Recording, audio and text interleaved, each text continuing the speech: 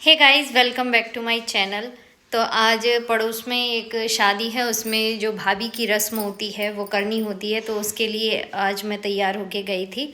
और उसके बाद मेरे देवर जी आ गए थे गांव से, उनको कुछ काम था तो उनके लिए मैंने जो दही बल्ले बनाए थे वही खिला दिए। और मेरे हस्बैंड ने खाना वाना खाया, तो उसी में मेरा टाइम अभी चला गया है। सर्वज्ञ ने पॉटी कर दी, तो उसके जो कपड़े अपड़े हैं वो मैं धो के डाल रही हूँ। तो धुल चुके हैं वो, लेकिन अभी मम्मी है नहीं, कोई भी नहीं है घर पे, मैं और सर्वज्ञ हैं, तो इसलिए मैं ऊपर कपड़े डालने नहीं जा रही हूँ क्योंकि ऊपर बंदर हैं। और अब मैं जो ये साड़ी मैंने पहनी थी तो ये मैं चेंज करने जा रही हूँ। मैंने कहा चेंज करने जा रही हूँ तो एक वीडियो बना लेती हूँ, आप लोग बता देती हूँ कि मैं तैयार होके गई थी। और अब मैं ये कपड़े अपने चेंज करके हल्का महसूस करूँगी, उसके बाद मैं पढ़ने बैठूँगी। तो मैं पढ़ने जा रही हूँ, अपनी जो इकोनॉमी मैंने कल स्टार्ट की थी वही मैं पढ़ने जा रही हूँ। तो चेंज करके फिर मैं बैठ गई थी और उसके बाद मैंने अपना इकोनॉमी का एक चैप्टर कंप्लीट किया। चैप्टर कंप्लीट करने के बाद में मेरे हस्बैंड ले आए थे मशरूम, तो उन्होंने बोला चलो साथ में मिलके मशरूम बनाते हैं, तुम मसाले तैयार करो। उन्होंने जैसा जैसा मुझसे बोला वैसे वैसे मैंने मसाले तैयार किए, फिर उन्होंने बनाई, फिर हम लोगों ने टेस्ट की तो मशरूम काफ़ी अच्छी बनी थी। उसके बाद पानी की रोटी का बोला था उन्होंने कि पानी की रोटी खाएंगे। वैसे तो हम चावल बनाने जा रहे थे, लेकिन चावल का इसलिए मना कर दिया क्योंकि हम लोगों को सर्दी ज़ुकाम है, तो इसलिए चावल नहीं बनाए थे। और काफ़ी सारी गंदगी हो जाती है, वो उसकी क्लीनिंग की मैंने, सारे बर्तन वर्तन धोए। उसके बाद में मैंने पानी की रोटी बनाई। वैसे तो पापा भी दावत खा के आए थे, लेकिन उन्होंने बोला कि हम भी खाएंगे, तो 2 रोटी पापा ने भी खाई थी। तो टेस्टी बनी थी आज की मशरूम। और उसके बाद में मैं आप लोगों को ये दिखाने जा रही हूँ, आप लोगों को नहीं, मैं अपनी टेबल ठीक कर रही थी। मैंने सोचा कि ये नोट्स एक जगह कर देती हूँ, बुक्स वगैरह एक साइड कर देती हूँ। तो इसमें से मैंने एक अपना टेस्ट निकाला था जो कि ऊपर ही रखा था, अर्थव्यवस्था का, क्योंकि अर्थव्यवस्था मैं अभी कर रही हूँ, तो अर्थव्यवस्था का मैंने अपना टेस्ट जो है निकाल लिया था। उसके बाद में मैंने चेक किया कि कितने इसमें टेस्ट हैं, तो काफ़ी सारे टेस्ट हैं, रिवीजन टेस्ट हैं, बहुत सारी चीज़ें इसमें दे रखी हैं। तो 17 टेस्ट ये हैं जो कि अभी मुझे करने हैं, अभी मैंने कर नहीं पाए हैं, तो आराम से धीरे धीरे मैं कर रही हूँ, हो जाएगा। और ये मेरी एटलस है।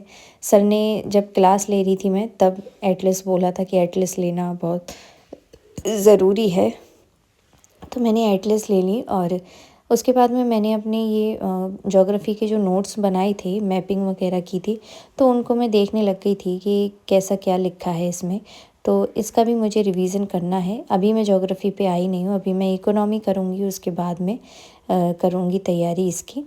तो ये मेरे ज्योग्राफी के नोट्स हैं जो कि मैंने बनाए थे क्लास से। उसके बाद में मैं आपको दिखाती हूँ, ये हैं एंशियंट हिस्ट्री। एंशियंट हिस्ट्री के भी मैंने नोट्स बनाए थे। ये पूरी जो कॉपी है मेरी, ये फुल हो गई थी, तो इस पूरी कॉपी में ही आ गए थे एंशियंट हिस्ट्री के नोट्स। और ये पॉलिटी के नोट्स हैं जो कि काफ़ी लेंदी हैं, जो इसमें नहीं आ पाए थे, तो फिर मैंने जो शीट आती है वो उस शीट को लेके उसमें मैंने फिर ये नोट्स मेकिंग की थी। तो ये अलग से मैंने रख दिया था, लेकिन इसमें ये नहीं पता चल रहा था कि ये किसका नोट है। तो फिर मैंने क्या किया कि एक पेपर लिया और उस पे मैंने लिख दिया कि ये पॉलिटी का जो नोट्स है उसका पार्ट 2 है। तो ये जो साइड में बुक रखी हुई है, ये भारतीय राज्यव्यवस्था, राजेश मिश्रा जी की। तो राजेश मिश्रा सर हैं, उनकी ये बुक मैंने ख़रीदी थी क्योंकि उन्हीं के लेक्चर मैंने लिए, उन्हीं के लेक्चर से मैंने नोट्स बनाए हैं, तो ये बुक मैंने ले ली थी। तो जो मैंने नोट्स बनाए हैं, इस बुक को पढ़ने के बाद में मैंने नोट्स रिवीज़न किए तो अच्छे से हो गए थे। ये काफ़ी अच्छी बुक है, मेंस के प्रोस्पेक्टिव से तो काफ़ी ज़्यादा अच्छी है। फिर मैंने ये सारे अपने नोट्स अरेंज किए, एटलस अरेंज की अपनी। ज्योग्राफी में अगर एटलस नहीं है तो नहीं हो पाएगा, क्योंकि जब मैं लेक्चर ले रही थी, जब मेरे पास एटलस नहीं थी तो मुझे लेक्चर नहीं समझ में आते थे। उसके बाद में मैंने 2-3 दिन में आ गई थी मेरी एटलस। उसके बाद जब एटलस के साथ मैंने तैयारी की तो बहुत अच्छे से मुझे मैपिंग का समझ में आ रहा था।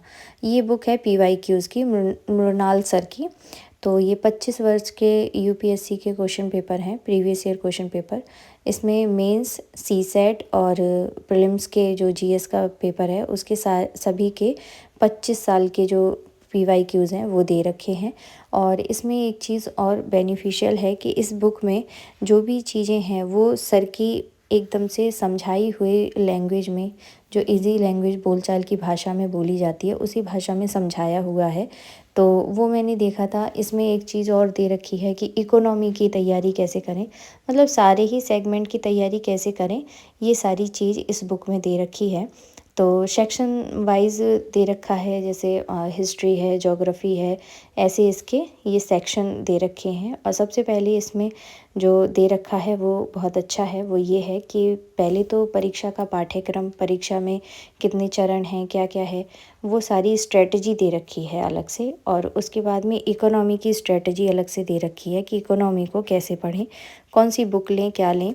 तो वो सारी चीज़ें इसमें दे रखी हैं। कौन सी रिपोर्ट पढ़नी है वो भी इस बुक में दे रखी है।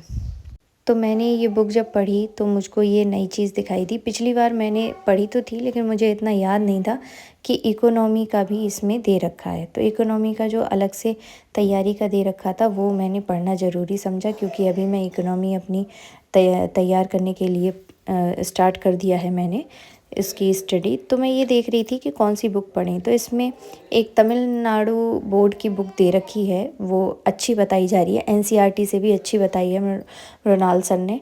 तो अभी वो अवेलेबल होगी तो ही मैं मंगाऊंगी, पता नहीं मिलेगी या नहीं मिलेगी। तो जो रिपोर्ट वगैरह दे रखी हैं कि कहाँ से पढ़ें, इसमें वेबसाइट भी दे रखी है कि आप यहाँ से जो है पढ़ सकते हैं। बजट कम से कम 3 साल का पढ़ना है। सर ने बोला कि 3 साल का बजट आप अपना तैयार करके जाओ। और यही मैं सारी चीज़ें देख रही हूँ इस बुक में। बहुत अच्छा इसमें दे रखा है। इकोनॉमी का मैंने पूरा देख लिया था कि मुझे क्या क्या पढ़ना है। उसके बाद में पीछे लास्ट में दे रखा है निबंध और GS के मेंस के जो क्वेश्चंस पूछे गए हैं वो सारी चीज़ें दे रखी हैं। सबसे पहले दिया है सर ने कि निबंध की तैयारी कैसे करें, निबंध की तैयारी कैसे हो उसके बारे में दे रखा है। उसके बाद में GS की तैयारी आप कैसे करें उसके बारे में दे रखा है। क्वेश्चंस दे रखे हैं अलग अलग, मतलब जो पार्ट है वो बना रखा है। तो काफ़ी सारे ईयर के दे रखे हैं। बहुत अच्छी बात ये है इसमें कि जो क्वेश्चन दे रखे हैं वो लगातार ऐसे नहीं दे रखे हैं कि लगातार जो ईयर है वो भी लिखी हुई है, लेकिन एक खंड बना दिया है। जैसे अगर आपका एथिक्स भी है तो एथिक्स के टॉपिक वाइज जो हैं क्वेश्चन दे रखे हैं। बहुत अच्छी बुक है, दिशा पब्लिकेशन की बुक है ये। और मैंने अपना जो फर्स्ट अटेम्प्ट दिया था तब ये मैंने बुक ली थी। तो इसमें जो PYQs हैं वो 2020 तक के हैं। 2021 में मैंने जो अटेम्प्ट दिया था उसके लिए मैंने ये बुक ली थी। तो 2020 तक जो PYQs हैं वो दे रखे हैं। और एक अर्थव्यवस्था के लिए एक सर ने बुक बताई है, भारत 2020 उस टाइम पे बताई थी, मतलब कि जब ये बुक मैंने ली थी जो अटेम्प्ट मैं देने जा रही थी तो उसका बताया था कि 2020 का जो अटेम्प्ट अगर मैं दूंगी, या वैसे तो मैं दे ही रही थी, तो 2020 का जो अटेम्प्ट दे रहे थे उनके लिए बताया था कि भारत 2020 जो बुक है वो इकोनॉमिक्स के लिए पढ़ लें तो आपका जो है करंट अफेयर पूरा सही से हो जाएगा। तो काफ़ी सारी चीज़ें हैं जो करंट से करनी है। और सर ने इसमें एक चीज़ और मेंशन कर रखी है कि किसी भी सब्जेक्ट पे आपको PhD नहीं करनी है। नॉर्मली आपकी समझ इतनी होनी चाहिए कि उस सब्जेक्ट से अगर कुछ पूछा जा रहा है तो आप उसको बता पा रहे हो। नॉर्मल चीज़ें पूछी जा रही हैं। जैसे उन्होंने एक एग्ज़ाम्पल दिया है कि अगर आप कोई प्रेफरेंस, अगर सर्विसेज में IRS की कोई प्रेफरेंस देते हैं, जैसे अगर आपने IRS फर्स्ट प्रेफरेंस में रखा है तो आपसे कराधान के बारे में इंडिविजुअली इंटरव्यू में नहीं पूछा जाएगा। ये नहीं पूछा जाएगा कि आपने कराधान पे PhD कर रखी है या नहीं।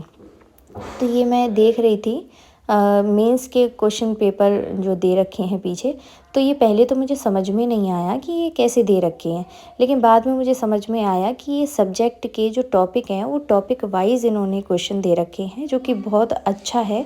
और निबंध की तैयारी कैसे करें उसका भी डिटेल में बता रखा है सर ने। और प्रीलिम्स में तो ये है कि आप जितना ज़्यादा प्रैक्टिस करें उतना बेटर है। लेकिन कुछ बच्चे सोचते हैं कि PhD कर लें, सारा ही कुछ पढ़ लें, तो सारा कुछ नहीं पढ़ना है। कुछ सिलेक्टिव चीज़ें पढ़नी है और उन पे कमांड करनी है अच्छे से। आपकी कमांड ये होनी चाहिए कि अगर आपने जैसे पॉलिटी में आर्टिकल 14 पढ़ा है तो आप उसके बारे में इतना अच्छे से जानते हो कि आप सामने वाले को बता सकें।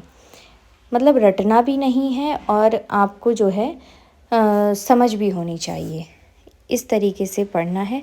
तो वही सब है। और ये फिर मैंने सोचा कि बुक्स को अरेंज कर देती हूँ, इधर उधर पड़ी हुई थी तो फिर मैंने जो सबसे बड़ी बुक है उसको अलग किया, फिर सबसे छोटी बुक है उसको अलग किया, इस तरीके से बुक्स को अरेंज किया। अभी मेरे गले में खराशें पड़ रही हैं क्योंकि मुझे ज़ुकाम है, तो इस वजह से थोड़ी प्रॉब्लम है। ये मेरी सारी बुक्स हैं प्रीलिम्स की मेरे पास लगभग सारी ही बुक्स हैं। सिर्फ इकोनॉमी की बुक नहीं है मेरे पास, क्योंकि इकोनॉमी की बुक मुझे समझ में नहीं आ रही थी कौन सी पढूं।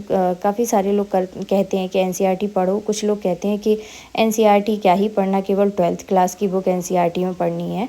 तो अभी मैं लेक्चर ले रही हूँ तो उसमें भी सर ने बोला है कि ज़्यादा बुक वगैरह के पीछे नहीं पढ़ना है, जो लेक्चर हैं उन्हें कीजिए, इनके नोट्स बनाइए और बस PYQs कर लीजिएगा, उससे हो जाएगा। तो वही मैं कर रही हूँ।